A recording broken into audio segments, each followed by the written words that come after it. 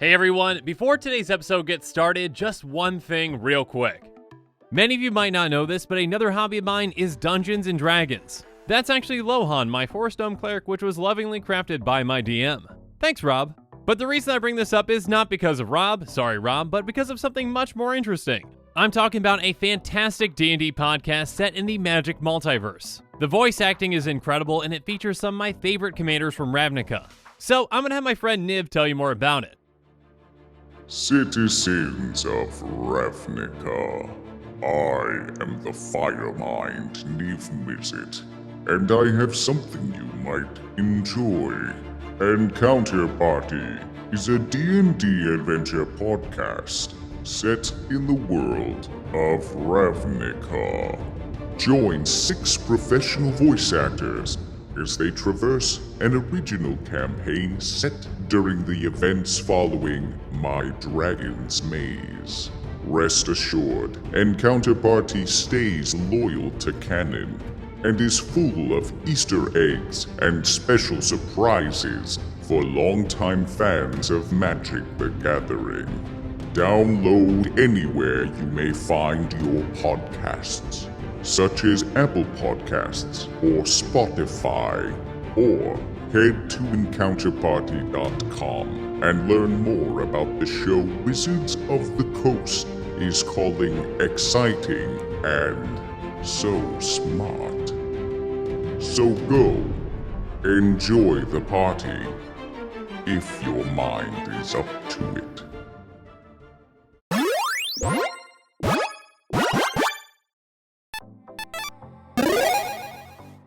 Hey everyone, Mitch coming in from the Commander's Core studio. Welcome to the show.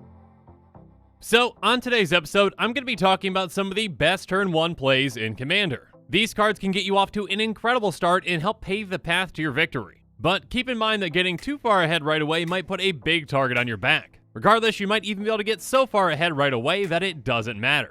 So let's jump into some of the cards that I picked for the best turn 1 plays in Commander.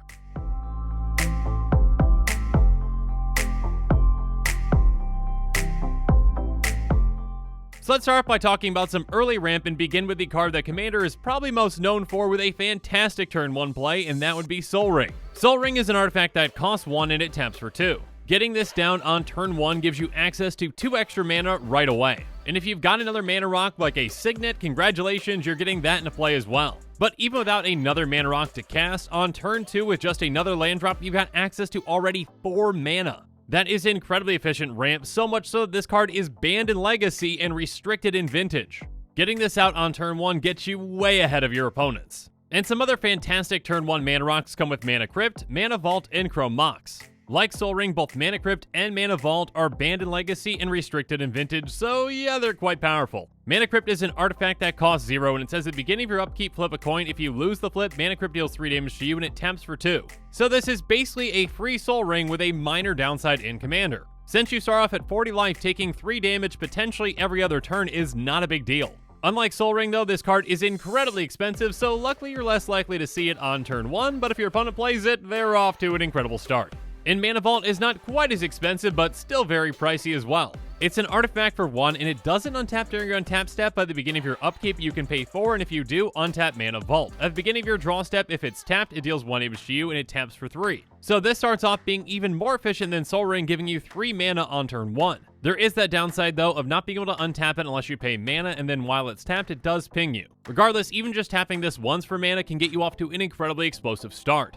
And of course, there are plenty of other ways to untap artifacts that don't involve actually paying that 4. And then there's Chrome Mox, which is an artifact for 0, and it has Imprint. When it enters the battlefield, you can exile a non-artifact, non-land card from your hand, and then you can tap to add 1 mana of any of the exiled card's colors. So this can be a Mox for any color, though you have to ditch a card in your hand. That's a small price to pay for getting access to an extra mana for free. I also want to highlight some temporary ramp though on turn 1 with Lotus Petal, Jewel Lotus, and Dark Ritual. Whenever you see the word Lotus on something, you usually gotta look out for it. Lotus Petal is an artifact for 0 and it has tap, sacrifice it, add 1 mana of any color. So this might only be temporary ramp, but again, getting access to 2 mana instead of 1 on turn 1 can be a huge deal. And then Jeweled Lotus takes it a step further, well, when it comes to your commander, because it's an artifact for a 0 and it has tap, sacrifice it, add 3 mana of any one color, but spend this mana only to cast your commander. So if you've got a commander that costs 4 and is 2 colors or less, congratulations, you've got a turn 1 commander now. And a turn 1 Urza is a very scary thing. Again, there is that restriction, but if it's in your opening hand and your deck is built around your commander, it's essentially a Black Lotus. Later on in the game, it's nowhere near as good, but again, turn 1 is what we're talking about. And finally, we've got the OG Ritual with Dark Ritual, which is an instant for a black that adds black, black, black. Again, getting access to this much mana on turn 1 can really get you ahead.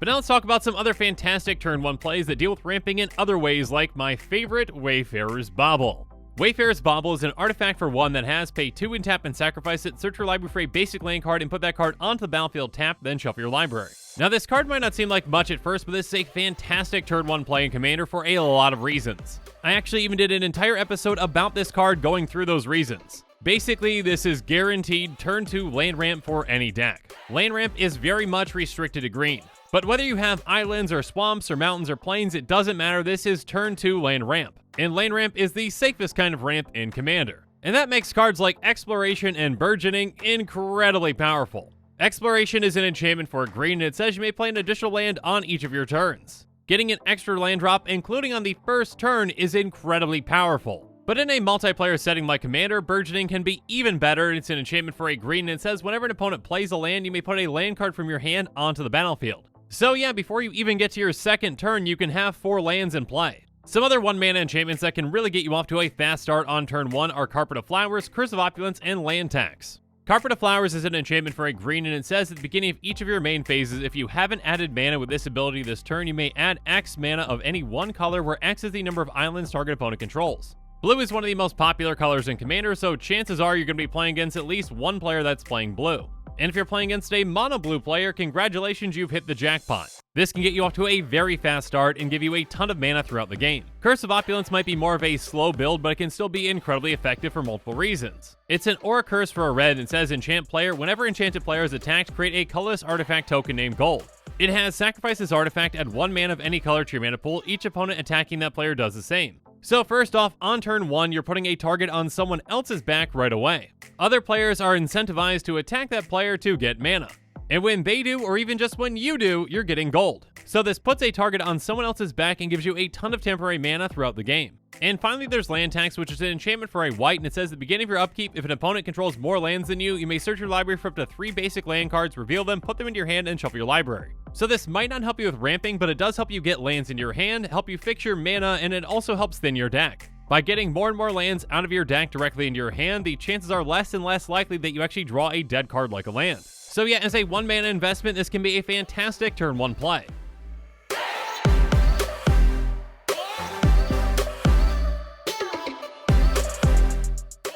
Now let's talk about some cards that you're going to be very lucky to have in your opening hand, like Leyline of Anticipation. Essentially, any of the Ley Lines can fit this spot, though Leyline of Anticipation is probably the most played and most powerful out of all of them in Commander. It's an enchantment that costs 2 blue, but if it's in your opening hand, you don't have to pay that because you can just begin the game with it on the battlefield. And this Leyline allows you to cast spells as though they had flash. So yeah, if you're lucky enough to get this in your opening hand, congratulations, you just saved 4 mana on a spell and got this into play for free. And giving all of your spells flash from the get-go is a huge thing. Another lucky card to have in your opening hand, though, is Gemstone Caverns. It's a legendary land that says if it's in your opening hand and you're not playing first, you may begin the game with Gemstone Caverns in play with a luck counter on it if you do remove a card in your hand from the game. It taps to add a colorless, but if it has a luck counter on it, instead you add 1 mana of any color to your mana pool. So essentially, if you're not playing first and you've got this in your opening hand, congratulations, you get a command tower into play for free. It doesn't count as your land drop, and you can tap it for any color that you need. Now, like Chrome Mox, it does have that small cost of losing a card in your hand, but that's going to be well worth it.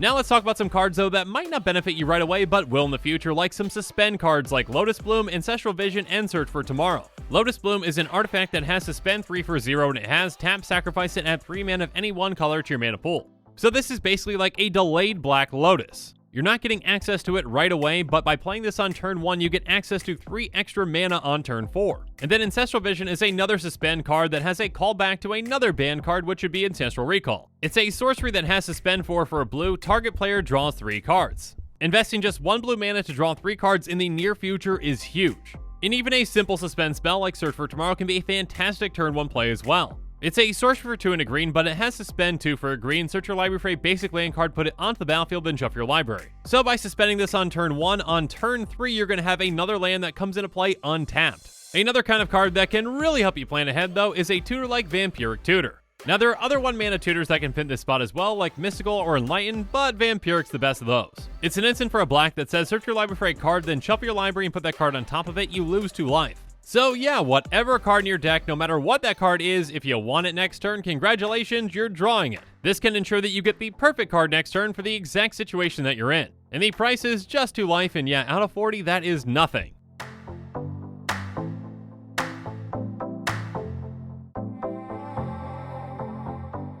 But now let's talk about some other fantastic turn 1 plays with some creatures, starting off with a mana dork like Llanowar Elves. Now basically any 1 mana dork can fit into this spot, but Llanowar Elves is probably the most known one, so I just went with that. A 1/1 elf druid for a green that taps for a green. So yeah, turn 1 ramp is always a good thing. Keep in mind though that creature ramp like mana dorks are the most vulnerable out of all types of ramp. That being said, this can get you off to a very fast start and can also be incredibly useful in other ways in creature-based strategies. And of course, when it comes to talking about the best turn 1 plays for creatures, I have to bring up Serra Ascendant. Serra Ascendant is a 1/1 human monk with lifelink that costs a white. But in Commander on turn 1, it's never going to be that small. Because as long as you've got 30 or more life, which you will have on turn 1, Serra Ascendant gets +5/+5 and has flying. So yeah, a turn 1 6/6 flyer with lifelink for 1 mana. Yeah, that's pretty incredible.